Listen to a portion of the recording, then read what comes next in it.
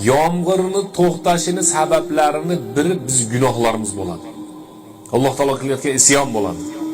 Yomg'irni tushishlarini sabablarini biri bizi tavbamiz bo'ladi. Alloh taolo Qur'oni Karimda mana Nuh surasida aytayaptiki: "Faqultustagfiru robbakum."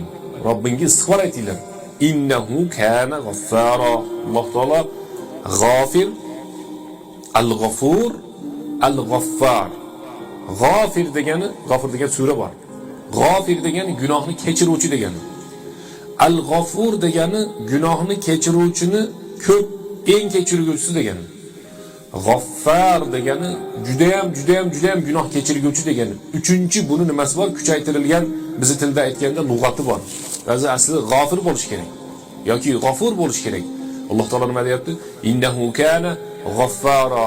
Judayam emas, o'tayam Alloh taolo kechirguvchidir. Istig'forni ko'paytirsanglar. Keyinchi yursilis samaa alaykum midrara. Alloh taolo sizlarga deyapti, osmondan yomg'irlarni, bulutlarni jo'natib beradi. Ustingizga yomg'ir yog'adi deyapti. Mana hozir bilasizlar, kasal ko'paydi deyapmiz. Havo toza emas deyapmiz. Kasal ko'paydi. Odamlarda qalb kasali ham ko'paydi.